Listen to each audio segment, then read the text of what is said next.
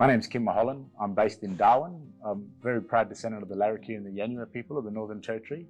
I've been working in this space for up to 8 years now as a cultural wellbeing consultant. Much of my work is heavily driving the SEWB work in a therapeutic context, as well as trauma and intergenerational trauma, healing and recovery.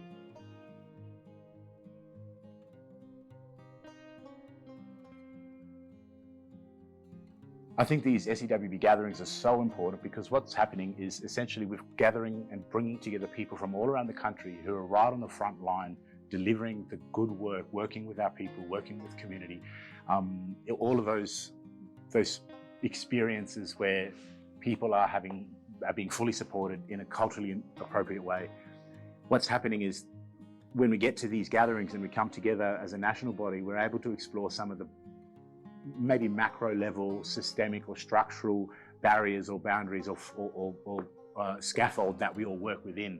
And so when we think from that systemic lens, I think it's quite a positive thing, and it's a very it's a wonderful privilege to be able to recognise the structural conversations that we're having at these forums are fully supporting, enabling and empowering the good work that happens on the ground at the grassroots level. I think that we've seen historically that's often been a challenge, where we've seen some brilliant practitioners out there, whether they're SEWB workers or trauma-informed workers or our own mob community champions working in community with families. And what we've often found is that they've existed within a sort of a structure around them that hasn't supported them to do the work in the best way that they can.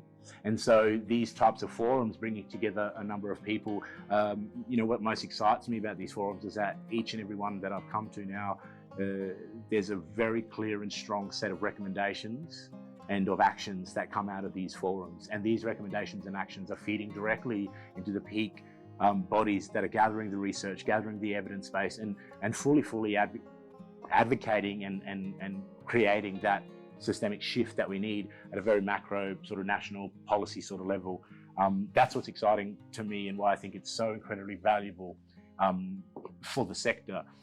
Additionally, to the sector benefits, what we find is that when the individuals who are, our greatest asset, our greatest resources, our mob working in community, coming together, connecting with each other, networking, sharing ideas, sharing knowledge, supporting each other, there's a real strength in that process alone. There's this very dynamic and natural and organic, beautiful way that we're empowering each other as SEWB workers. I often talk to mob and they say they leave these forums feeling completely inspired, completely reinvigorated, passionate to continue driving change in their own sphere of influence. And that's what's so important about that, is that we acknowledge that as Aboriginal people, we do all experience in some ways unresolved remnants of the past. We all are in some ways subjected to Australia's dark history. And so, what that means is that a lot of our mob can be working and can be feeling an incredible strain across family, community, personal, professional life. There's that work-life balance conversation.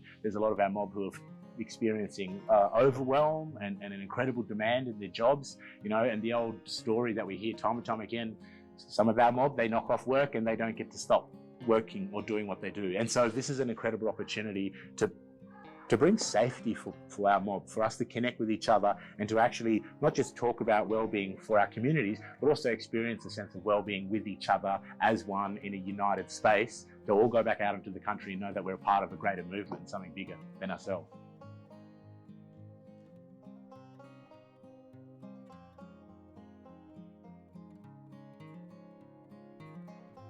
I think there's been many takeaways from this forum, as well as the last couple of forums leading into this. And it's great how each of the forums are connecting to each other and almost building upon each other.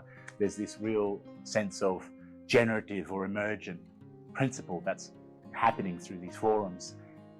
I must say, this one specifically, this gathering here in Canberra, I found it, and I guess I wasn't expecting to be thinking about and considering SEWB through a human rights approach. That was quite a fantastic context to be able to understand that the work that we do exists within the mental health space, but it also exists broader than that, broader across our social structure, really.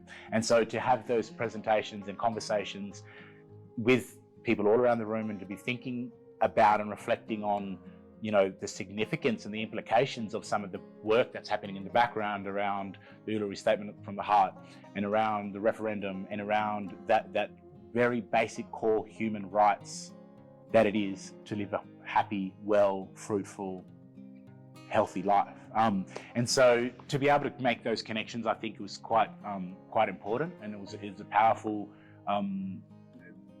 way to think about our work, as well as amongst a broader movement. This echoes fundamentally those key words that all of our people are driving for, and that's self-determination and empowerment. And so I thought that was a very important and interesting takeaway that I'll continue to go away and reflect about. The other pieces that are always most exciting to me is that when we have time and space to consider and think about Indigenous, Aboriginal, traditional cultural healing practices, and how some of these practices can be integrated and used within that scope of that wonderful SEWB model.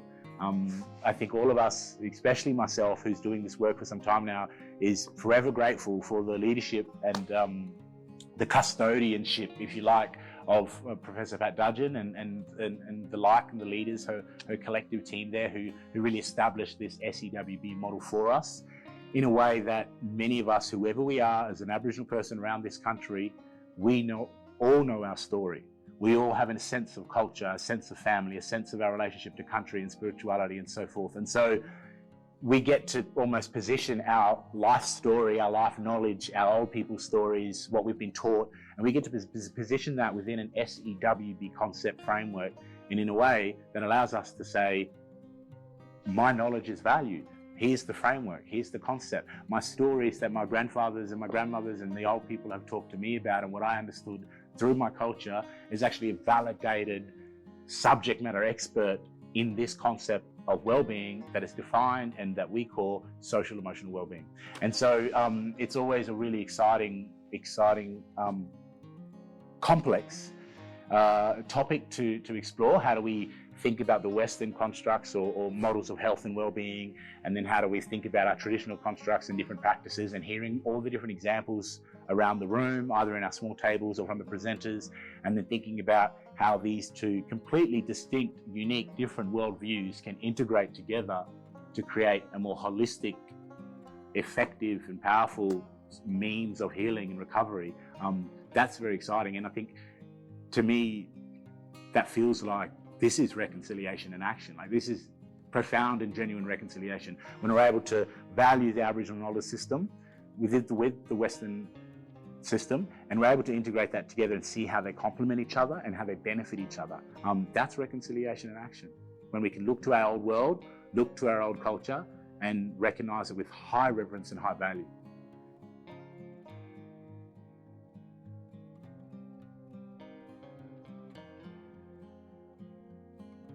It's a very big question to consider how governments and mainstream organisations and other key stakeholders can work collaboratively with our communities, particularly with this sector, the growing, expanding Aboriginal SEWB sector that is gathered here today.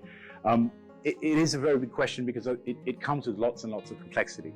I think from a very sort of mechanistic point of view, we all know the key value and how critical it is that we are always adhering to Indigenous governance and Aboriginal leadership throughout different processes, whatever that might be. But I think another interesting piece of that's probably not well understood is that we need to start to think about and consider a separate growing knowledge base of Aboriginal people. So it's one thing to think about an Aboriginal way of being, knowing and doing things, and it's one thing to think about that from the perception of a Western lens or a Western worldview, and it's one thing to recognise that as its own distinct body of knowledge. And so I think that's a really key part that our governments, mainstream agencies and other stakeholders should be thinking about and recognising. SEWB is not just a concept that can be added to or added on. It's not just the Aboriginal sort of brand on a well-being model. It's an ever-growing, emerging. Each of those 7 components represent a depth of wisdom and originating 60,000 years ago, or from the beginning of time, like our people say, how our people like to describe it. And so I think that's from a functional point of view. I think that when governments and mainstream organisations and other stakeholders are able to recognise a very distinct worldview, that is the Aboriginal worldview, we can start to foster a more culturally safe, fruitful relationship with each other, which is the only foundation that genuine collaboration and partnership can happen. I think we've often seen attempts for partnership or attempts for co-design or attempts for collaboration that have dissolved or become diluted over time. You know, we hear that story around, you know, co-design, what about co-implementation and co-delivery and co-measurement and so forth. Often lots of those challenges or examples where good, genuine intentions are diluted or compromised over time is because it's coming from the assumption of a Western perspective about an Aboriginal topic, as opposed to